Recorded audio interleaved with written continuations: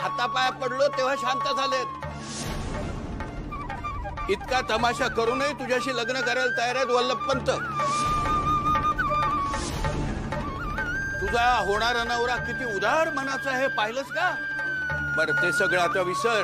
तुझ्यासाठी खूप काय काय आणलंय त्यांनी. मलाही सोन्याची अंगठी देऊन गेले. हे बघ त्यांनी तुझ्यासाठी काय काय आणले ते. कपडे लत्ते दाग दागिने सर्व काही घेऊन आले. अगो आत्ता इतके करतात तर लग्नानंतर काय करतील. बघ घ्या हे बघ.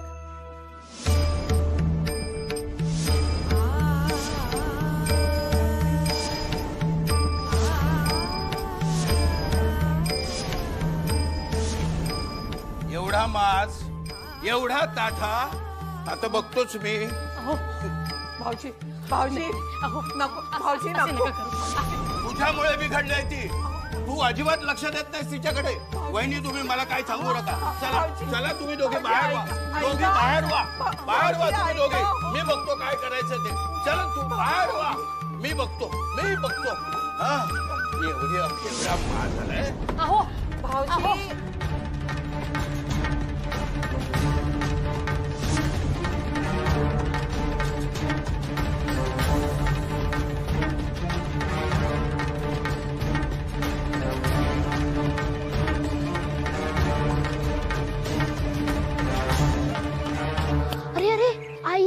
गंभीर व्हा.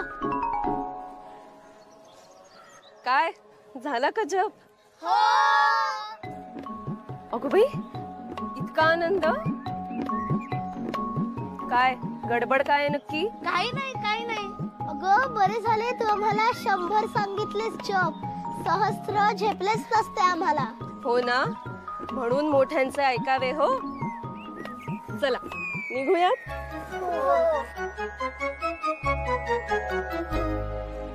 उशीमध्ये कडेवरी जिने घेऊनी सांभाळिले फुलागत श्वास होनी. शिकविले घडविले होनी गुरु स्वप्न तीत गाली त्याच्या लाविते जणू. बयो येतीस ना? आले यशोदा माय माऊली. वल्लभपंत हरिनाम घ्यायचं वय तुमचं.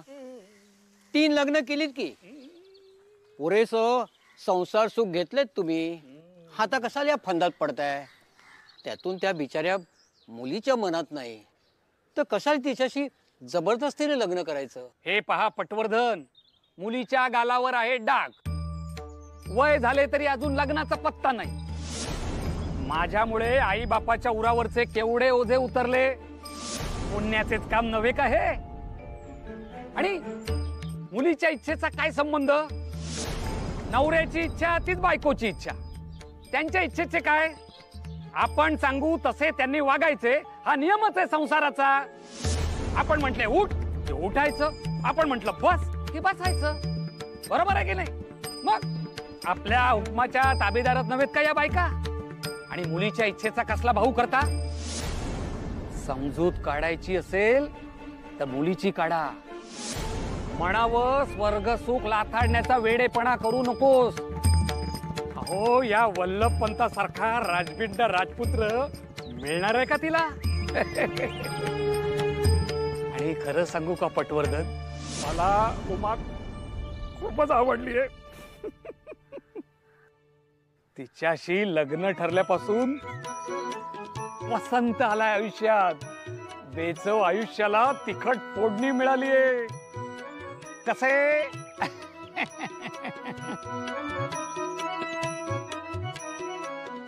दादा हा बघ नवऱ्या मुलाच्या शेंडीचा केस. लग्न मोडणार. अरे गप्प बसा.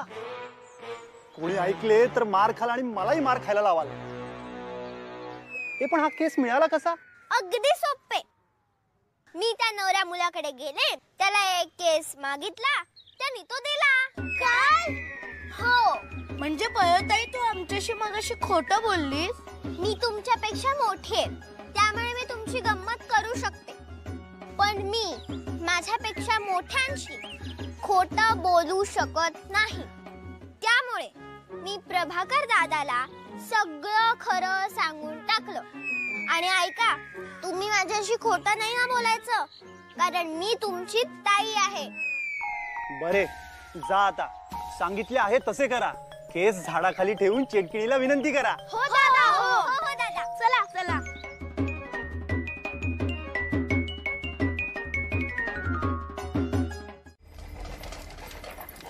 माते, तू विहिरीत उडी मारलीस? काय झाले असते म्हणजे? का केलेस असे? नाही ग, उडी नाही मारली. पाय घसरून पडले मी. पण महादेव म्हणाला मला तू तुळशी सवयपासून रडत होतीस. केशवने सांगितले आणि गणपतने तुला देवघरात रडताना पाहिले. काय झाले तुला? तू बोल ना, काय झालंय? सुख खुपताय मला, सुख. पदर फाटेल ना एवढं सुख होतलंय देवानी माझ्या पदरात, म्हणून रडतेय मी. आणि तुला काय करायचंय? तुला आहे ना सगळे नीट? ताजेचा नवरा आहे, नांतं घर आहे, कौतुक करायला सासरी माहेरी माणसं आहेत, चेहऱ्यावर डाग नाही, पांघरायला 100 नकारांची शाल नाही, लहानपणापासून हुडपणा सुद्धा पोटात घालणारे आई बाप आहेत. घ्यावा विडा.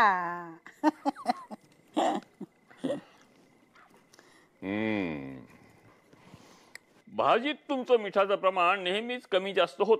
अगो बाई, पण विडा बनवण्यात तुमचा हात कोणीही धरणार नाही. वा. चला, एक तरी गुण आहे म्हणायचा माझ्यामध्ये. नाही म्हणजे अगदीच काही धोंडा बांधला नाही हो तुमच्या उपरण्यात. कोण कोण कोण म्हणतं असं? तर समोर आणा, जाळून भस्म करून टाकतो.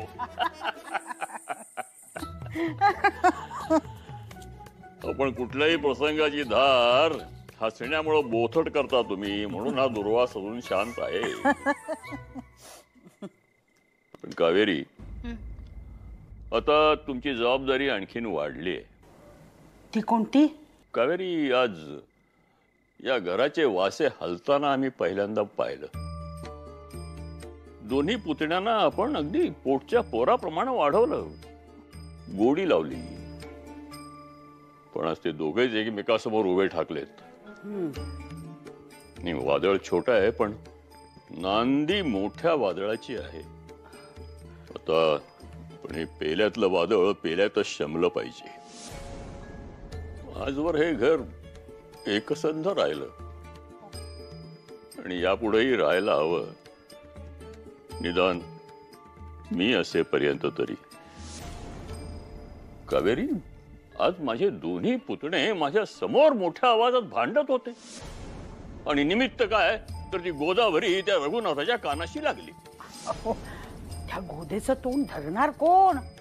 गजघंटाच ती. कोण म्हणजे? तुम्ही. तुमचं लक्ष आहे ना दोघींवर? हो आहे. म्हणजे परवा सुलोचनेस मी समज दिली होती, पण गोदा सारखी काहीतरी खुसपट काढते. किती आपटा, किती धोपटा, तिच्या कुरापती आपल्या चालूच, ऐकतच नाही. त्या दोघींना कसा लगाम घालायचा ते तुमचं तुम्ही पहा. बायकांमुळं कलह झालेला आम्हाला चालणार नाही. तर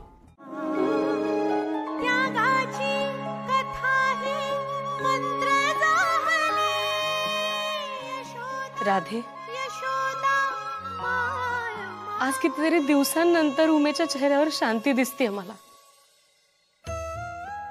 होय हो, कधी कधी आपल्या मुलांना सहानुभूतीचे, अनुभवाचे, उपदेशाचे बोल नको असतात. गरज असते ती मायेच्या मिठीची. मुक्याने मारलेली ही आपुलकीची मिठी सगळं काही बोलून जाते हो. नुसता हात हातात घेतला, कधी पाठीवरून प्रेमाने हात जरी फिरवला ना, तरी तुटत असलेला जिव्हाळा जिवंत होतो हो. गैरसमज असले तर ते दूर होतात. बयोला 2 वर्षांपूर्वी सांगितली होती ही गोष्ट. आजही तिच्या लक्षात आहे. आणि सदैव राहू.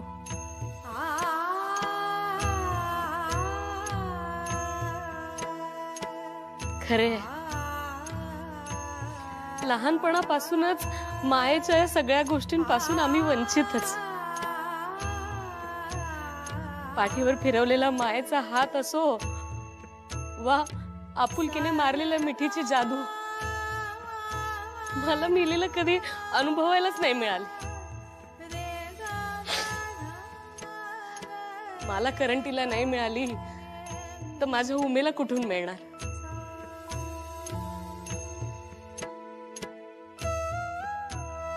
नशीबवान आहेस तू राधे. तू आणि तुझी बयो सुद्धा.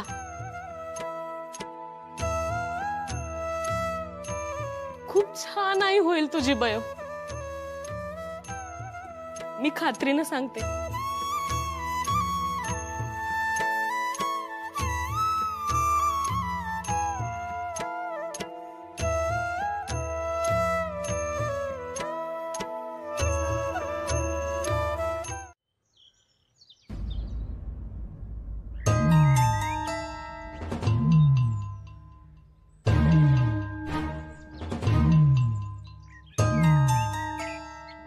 या बायकांमुळे आमच्या तुगीचंच भांडण.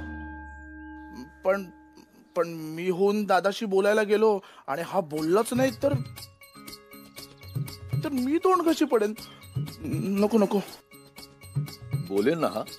बायका भांडू देत. आम्ही का भांडावे.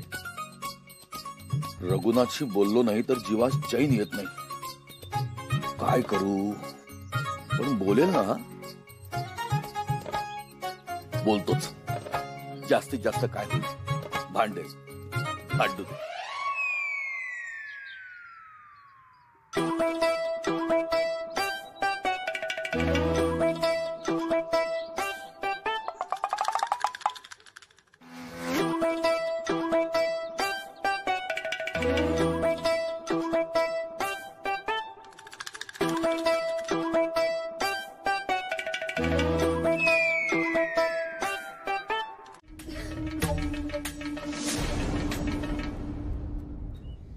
बारकू काका, तुला ठाऊक आहे ना की आमच्या उमातेचे लग्न त्या जोग आजोबांशी ठरले आहे.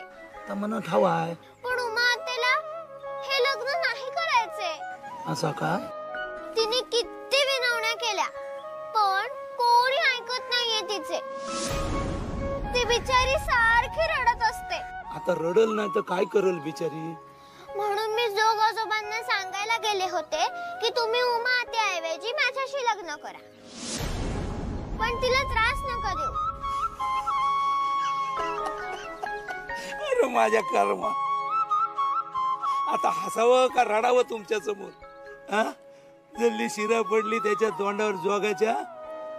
आता यात माझे काय चुकले. पण ते जोग आजोबा माझ्यावरच ओरडले. मला म्हणाले आजोबा म्हणू नकोस मला. काय बोलू. नाहीच बोलत. आणि तुम्ही बी नका बोलू. मोठी माणसं जे बोलतात ना तर आपण नुसतं ऐकायचा. अहो ही मोठी माणसं जे ठरवत्या त्याच्या माग लय मोठा विचार असतो. आता त्या जोग काकांकडे जाऊन तुम्ही जे काय बाय बोललाव ना तर मोठ्यांच्या भाषेत ढवलाढवल करणं म्हणतात. असं मोठ्यांच्या कामात आपण ढवलाढवल करायची नाही यशोदा माय. आता रडू नका. तुम्ही काळजी करू नका. मी पोचवतो तुम्हाला तुमच्या घरला. हा सदाभाऊ कुठं राहिला. तुम्हाला पाणी आणाय म्हणून गेला तो तिथंच घरंगळला वाटत. सदाभाऊ. ओ सदाभाऊ. घे बसून पी. अरे बस की उभा काय आहेस. बस. ते मी पाणी बयोसाठी. ही सुशीला ताई ना. ही कधी आली. अरे काय सांगू कर्मकथा. हिच्या सततच्या आजारपणामुळं हिच्या सासरच्या माणसाने हिला इथं कायमची आणून सोडली. माझ्या एकट्याचंच भागताना कठीण होतंय. त्यात तिच्या औषधपणाचं कसं करायचं असा मोठा प्रश्न पडलाय मला.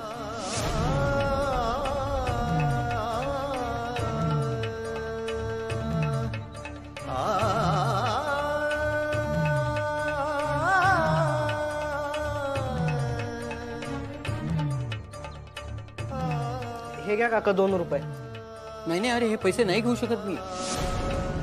आधीच तुमचा शेतसारा मी देऊ शकलो नाहीये. काका मी तुम्हाला मुलासारखा आहे ना.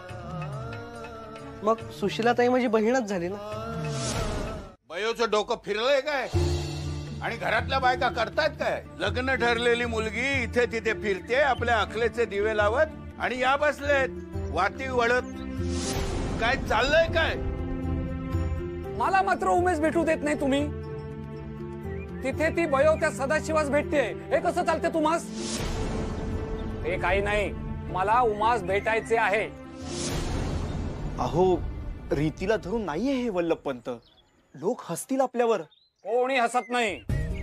उमेच्या मनात या लग्नाबाबत काही किंतु परंतु असतील तर दूर करेन मी. यापुढे ती दुःखी राहणार नाही. उमेश सुखी ठेवणे हे माझे कर्तव्य आहे. त्याच्या आड तुम्ही नका येऊ. काय व्याही, बरोबर आहे ना? हो हो, अगदी बरोबर.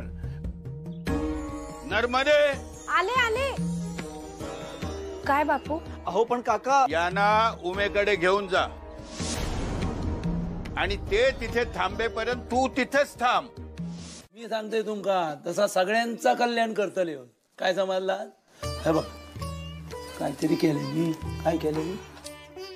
पेस पेस. सुशीलाताई उठ, मी तुझ्यासाठी पेस्ट करून आणलीये. उठ सुशीला, उठ.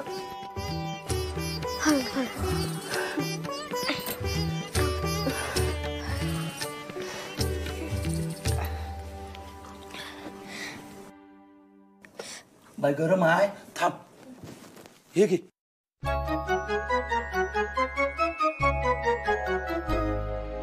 उशीमध्ये कडेवरी जिने घेऊनी सांभाळिले फुलागत श्वास होनी शिकविले घडविले होनी गुरु. हे सुशीलाताई पी, म्हणजे तुला बरे वाटेल.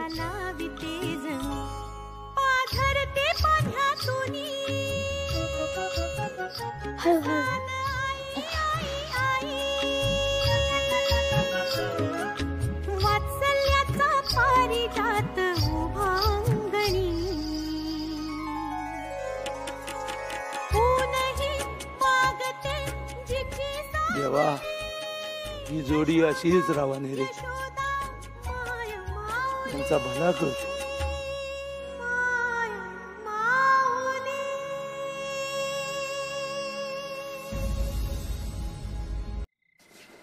ऐकलं का? आज जमल्यास काजू घराची उसळ करा. अगो बाई, काजू घराची उसळ म्हणजे स्वारी अगदी खुशीत दिसते हो. पण कशा प्रीत्यर्थ हा आनंद ते कळेल की नाही आम्हास? अहो माझी आणि रघुनाथाची दिलजमाई झाली. अगो बाई, काजू घरानेच घडवली. आपला कोकणचा मेवा कोणतेही प्रश्न अगदी चुटकीसरशी सोडवतो. त्यात आंब्याची वादी आणि काजूगर, आहा, ही जोडी असली की गोडी व्हायलाच हवी. अगं बाई, हो का? बरे झाले हो. आणि सांगू का, आम्हा दोघींच्या मनातीलही जळमटे दूर केली हो सासूबाईंनी. वा, ती कशी काय? गोविंद गोविंद म्हणजे असे की एकमेकींची उणी धोणी काढायची नाहीत आता. आणि काही खटकलेच तर सासूबाई म्हणाल्या की गोविंद गोविंद असे म्हणायचे. अर्थात गोदा ऐकायची नाही, परंतु जाऊ दे. आता राहिला प्रश्न तो आपल्या सदाशिवाचा. अगो बाई, आता सदाशिवाचे काय? त्याचा भित्रेपणा कसा घालवायचा? बाई माझे, अहो नको ते उपाय. मी काय म्हणते, तो आता जसजसा मोठा होईल तसतशी जाईल हो त्याची भीती. नाही हा, त्याचं लग्न होण्यापूर्वी त्याची भीती घालवायचा चंगच बांधलाय मी. आपली ती सुनबाई त्या इमामांच्या वाड्यात जाते रात्रीची एकटी. आणि हा असा, अहो ती बयो सडदिशी बोलून टाकणारी आहे. उद्या ह्याला भित्रा म्हणाली तर मला खपायचं नाही. आज रात्रभर मी सदाशिवाला माडीवरच्या खोलीत एकट्याला झोपवणार आहे. काय? आता यात मला मोडता नकोय. हा, तुम्हाला तुमच्या मुलात सुधारणा नकोय का? हो पण मग मला कठोर निर्णय घ्यावेच लागतील. हो. अहो पण मी काय म्हणते, कमालच झाली बाई.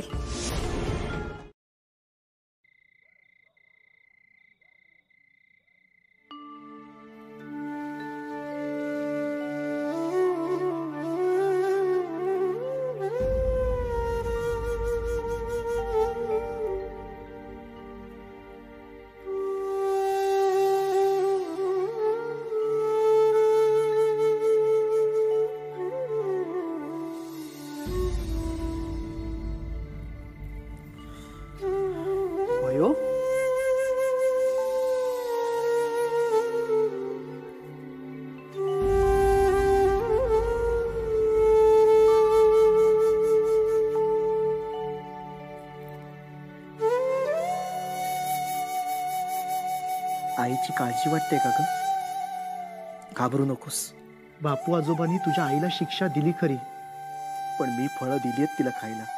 उपासाचा त्रास होणार नाही तिला. नाना, एक विचारू? तुम्ही रागवू नका. नाही बाळा, नाही रागवणार. विचार. माझे वागणे खरेच चुकते का हो?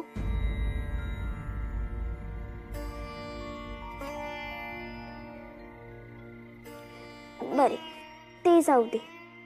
पण माझे भाऊ, महादेव, गणपत, बापू, तुम्ही, प्रभाकर दादा, जनार्दन मामा किंवा घरातले इतर कोणीही पुरुष कितीही चुकले तरी त्यांना शिक्षा होत नाही.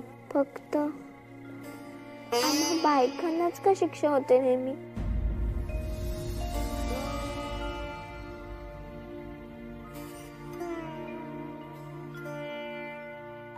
सांगा ना नाना, सांगा ना.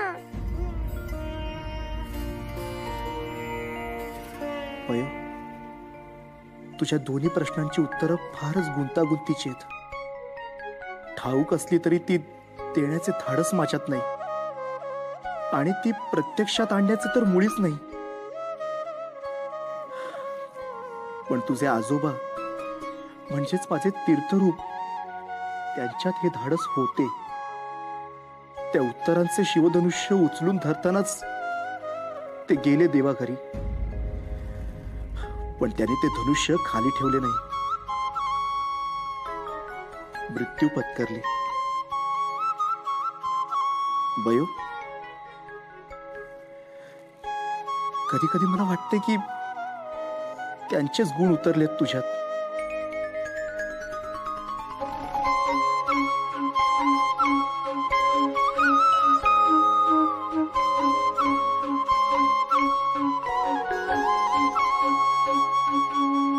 भीमरूपी मारुद्रा वज्रानुमान भारती वनारी अंजनी सुद्धा रामदूत ब्रह्मंजना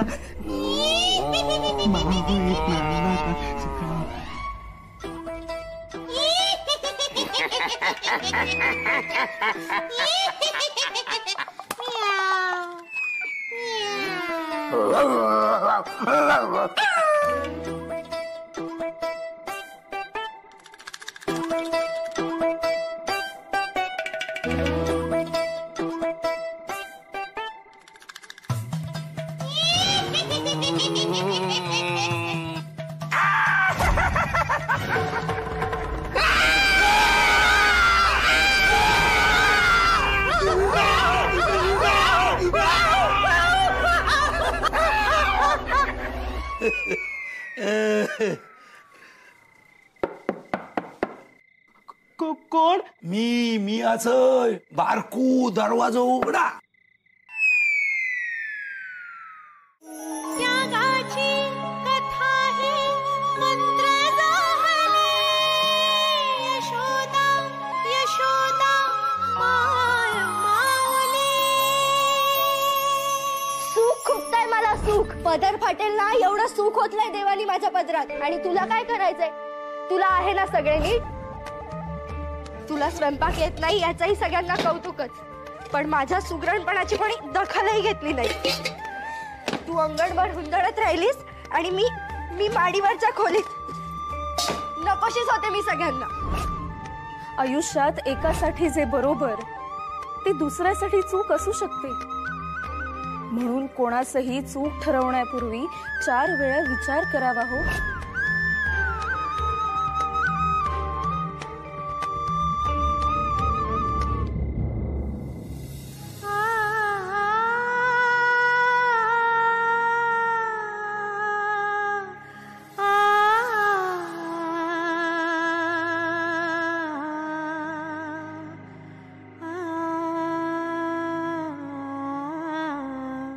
खोत नको रे म्हणू बारकू काका, मला नाही व्हायचे खोत. बाबू नानू बघतील काय ते. आता खोताच्या पुतण्या खोत नाही म्हणणार तर आणखीन काय म्हणायचा? नाही मला नाही करायची वसुली. आता नाही करूचा ना, नका करू रवाने. पण मग तुमका होऊचा काय? ते माहित नाही, पण बयोचा नवरा नाही व्हायचंय नक्की. हा का बुवा? कारण मी बयोच्या लायक नाही. आता हो साक्षात्कार कधी झालो? अरे मी सगळ्याच गोष्टींचा खूप बारकाईने विचार केला आणि मग मला कळले की बयोमध्ये एक वेगळीच धमक आहे. म्हणजे पटवर्धन काकांची गाय सोडवतानाची बयो अशी धीट. पैसे देणारच आहे तुम्ही, असं काय करताय तुम्ही? आधी पैसे आणा. मी बघतेच तुम्ही ही गाय कशी घेऊन जातात ते. आणि काल पटवर्धन काकांच्या मुलीला पेज भरवणारी बयो वेगळीच.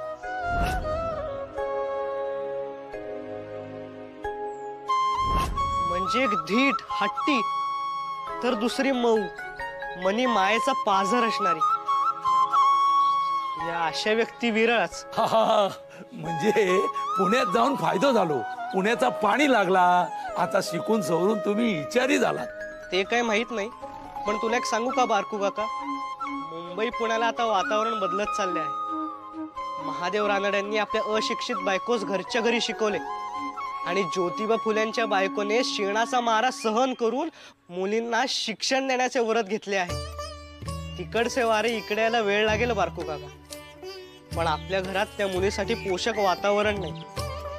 तेव्हा बयोचा विवाह मुंबई पुण्यातील एका घराण्यात झाला तर त्यांच्या पुरोगामी विचारांना खत पाणी मिळेल आणि त्यांचा योग्य मार्गाने प्रवास सुरू होईल. घ्या म्हणजे या काखेत कळसो आणि गावाक वळसो असा झाला.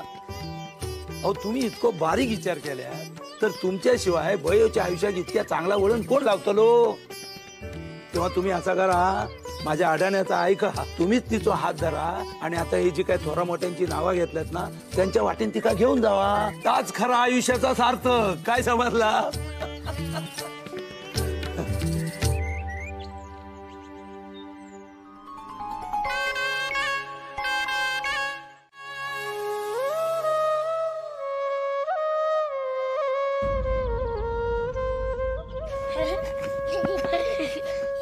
चल बयोताई, आपण ठिक्कर खेळूया. आता काय झालं फुगून बसायला? कोणी काही तुला बोलले का? की भूक लागलीये? काहीतरी बोलू नकोस, दुसरे कारण असेल. काय झालं बयोताई? अरे माझ्या हातातल्या बांगड्या हरवल्या. पुन्हा? हो. त्याच ना तुझ्या होणाऱ्या सासूबाईंनी दिलेल्या? हो, पण आधी हरवल्या नव्हत्या त्या. मीच पटवर्धन काकांच्या गाईला सोडवण्यासाठी दिल्या होत्या. मला तेव्हा शिक्षा झाली होती, पण माझ्या होणाऱ्या सासूबाईंनी त्या मला परतही दिल्या. आता मात्र त्या हरवल्यात. रात्री निसताना माझ्या हातातच होत्या. सकाळी पाहते तर नाहीत. आता मला पुन्हा शिक्षा होणार वाटतं. बयोताई तू काळजी करू नकोस. हो, आम्ही शोधून आणतो तुझ्या बांगड्या. चला रे. हा चला. अरे अरे थांबा. अरे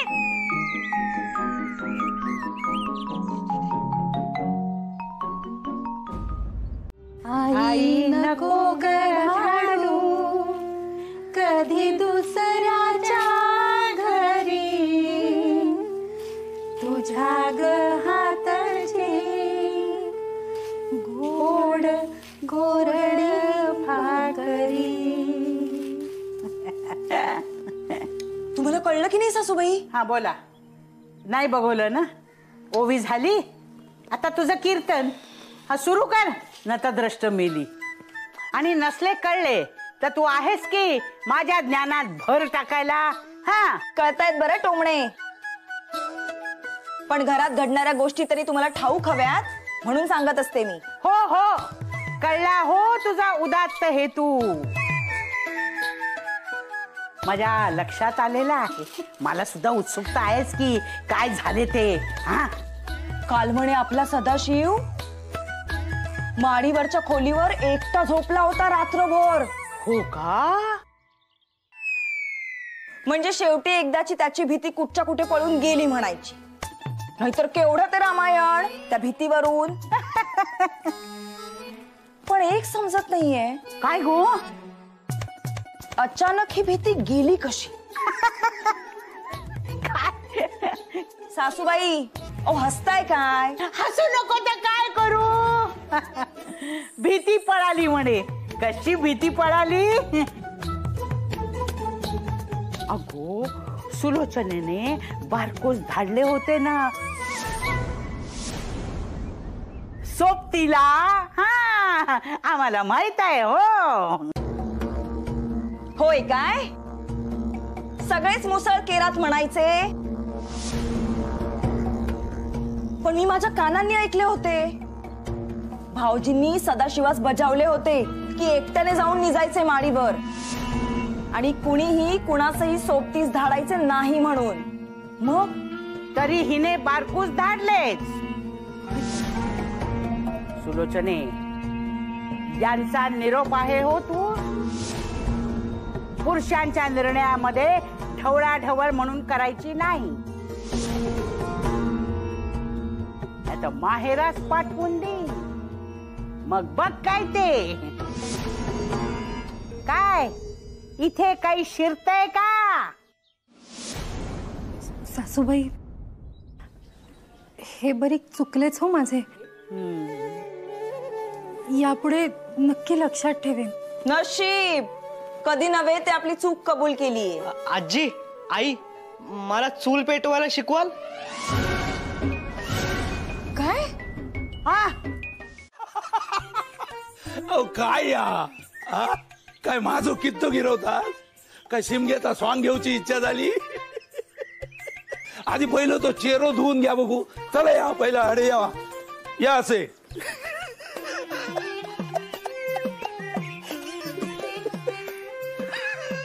आता तू फक्त हसतच राहणार आहेस का हातावर पाणी देणार आहेस? घ्या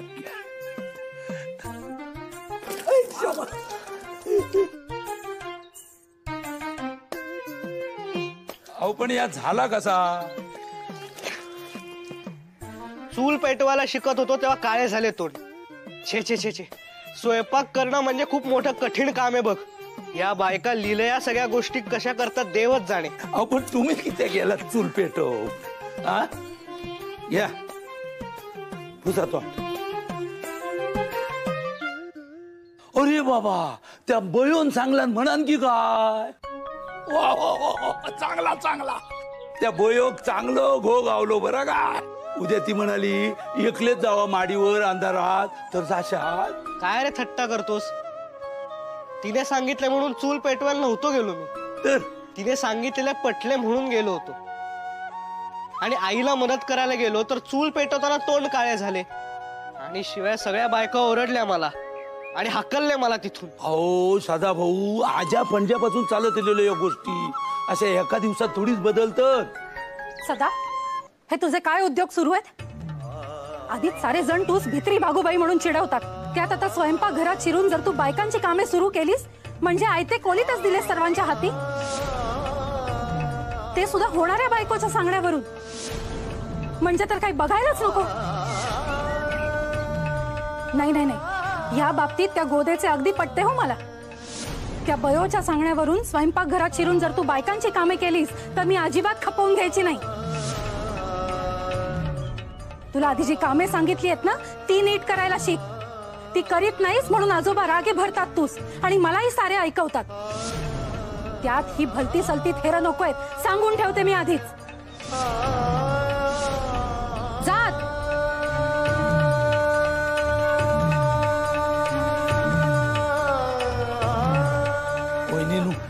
आयज मी बोलू. काय झाले? तुम्ही वगीच सदाभाऊवर रागावल्यात. लहान तोंडी मोठो घास घेतोय पण सदाशिव भाऊवर वगीच वरडल्यात तुम्ही. अहो मिया होतय ना तडे, म्हणजे पुरुषांनी ही कामं करायची नाहीत ह्या बयोग पण माहीत असा.